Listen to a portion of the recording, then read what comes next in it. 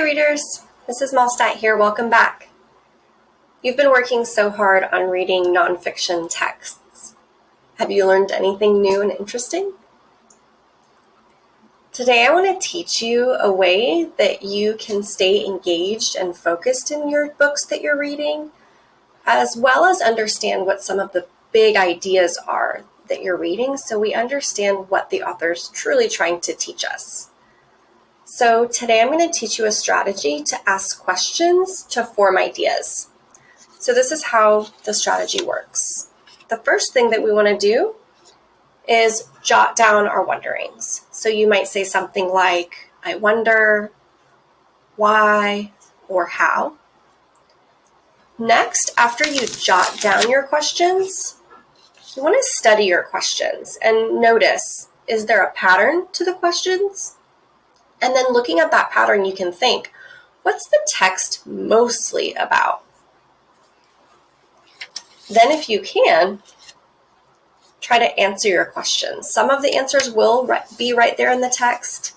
Some of the answers you might have to infer, and some questions might have to be answered in another text. And then last, we want to reflect on our ideas and think, what is the main idea? So we're going to give this a try today with the book that we've been looking in about emperor penguins. So if you recall, this book is teaching us all about emperor penguins. And so this is a new page that I'd like to share with you. So before we start reading, let's do a text walk. So this section is called Emperor Penguins versus Royal Penguins. Okay, so I'm already thinking that this section is going to be comparing and contrasting these two different types of penguins, maybe how they're the same and how they're different. I'm noticing here that this caption says royal penguins, so I guess that these are the royal penguins. Wow, they look very similar to emperor penguins, don't they? I wonder what makes them different. And then let's look over here. This photograph is showing the two. Can you tell the difference? Which one do you think is the emperor? This one or this one? The caption says, emperor penguins left, okay, so here's our emperor penguin, look very similar to royal penguins on the right. They do look similar. What do you notice is the same and different? Yeah, I'm noticing kind of the coloration might be slightly different. Similar with their white bellies though.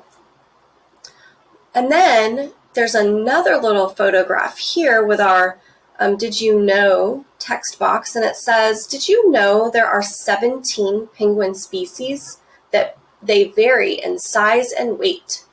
They all have dark backs, white bellies, and long bodies. Interesting, 17 different types of penguins? I did not know that. So before we start reading, let's go ahead and write down some questions that we have. So I might even say questions. So readers, what questions do you have so far? Just looking at this page, thinking about emperor penguins versus royal penguins. So I'm wondering what makes them different. So what makes emperor penguins, emperor, I always have to look back, emperor.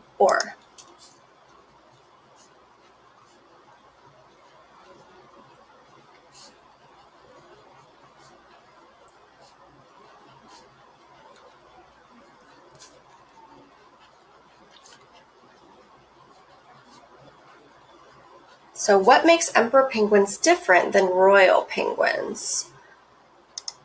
And we saw a little bit of how they're the same, but I'm also wondering, do they eat the same things?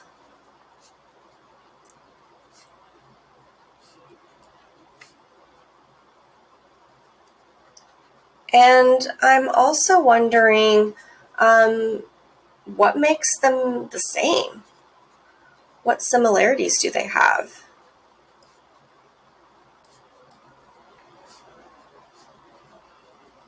What other wonderings do you have as a reader? So let's take a look and let's study our questions. So we jotted down our wonderings so far. And now let's study our questions. Let's see if there is a pattern in our questions, because that might help us know what the text is mostly about. So what makes the emperor penguins different than royal penguins? So we might be looking at what they look like, their behavior, their body structures. I remember before we read that emperor penguins have solid bones because they're swimmers. So I'm wondering if some of those structures are the same for royal penguins, if they also have solid bones, whereas other birds have hollow bones. Do they eat the same thing? So maybe looking at some of the behaviors of emperor versus royal penguins. And what similarities do they have?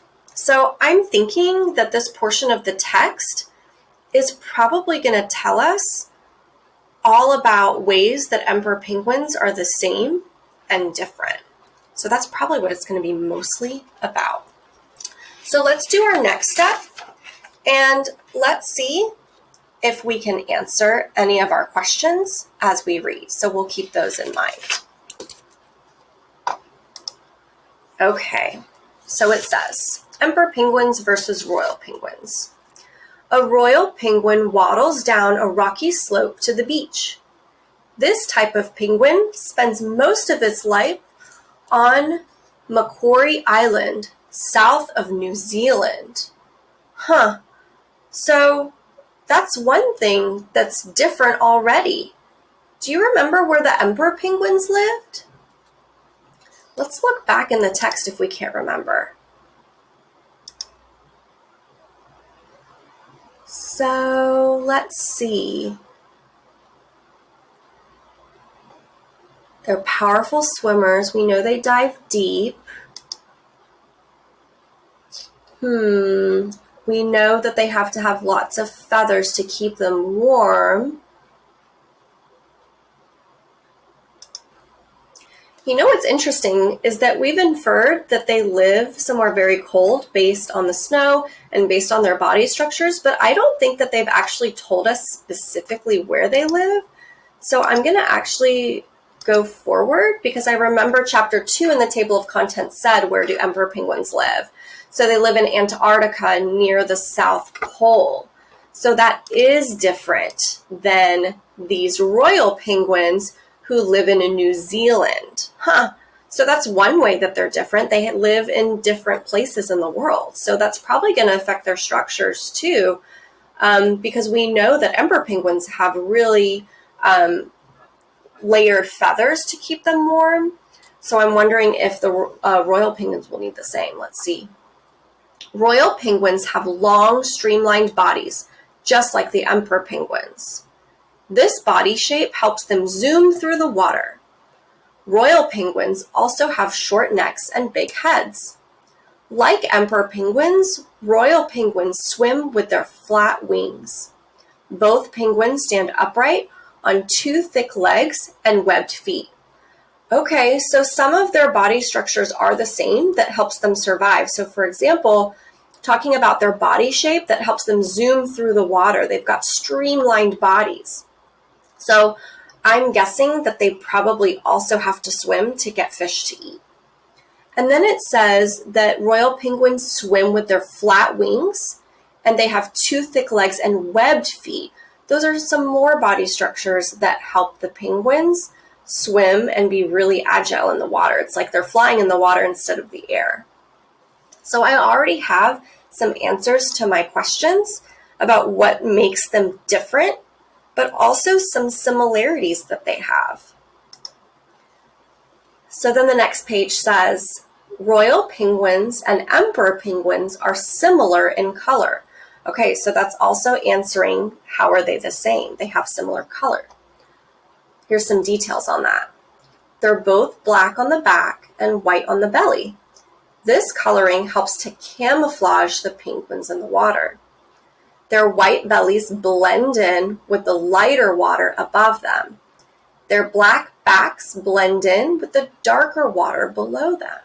Okay, so they both have similar structures that also help them survive by being camouflaged in the water and blending in. So the white bellies blend in with the light water above them, and the black backs blend in with the darker water below them. So when I'm thinking about my questions and the patterns that I'm noticing, I'm noticing that this is all about the structures of the emperor penguins and the royal penguins and how those similar structures help them survive. Let's read this text box again. There are 17 penguin species. They vary in size and weight. They all have dark backs, white bellies, and long bodies. So even between all those 17 species, they have those similar external features, the dark backs, white bellies, and long bodies. And so I can infer that they are all swimmers based on those structures that they have that help them survive. Okay, readers, were we able to answer some of our questions? Definitely. So they're really thinking the similarities are on the structures that help them survive. Do you remember what some of those structures were? Can we list them? Okay, so see if you can think of a few. So streamlined bodies. What else helped them swim? Their webbed feet. And then thinking about their coloration, white bellies, and dark backs to camouflage. Camouflage.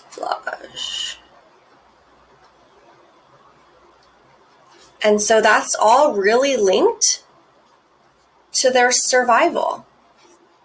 So I'm reflecting on all of our ideas that we have, and I'm thinking that our main idea is all about the structures that are the same between emperor penguins and royal penguins and how those structures help those penguins survive.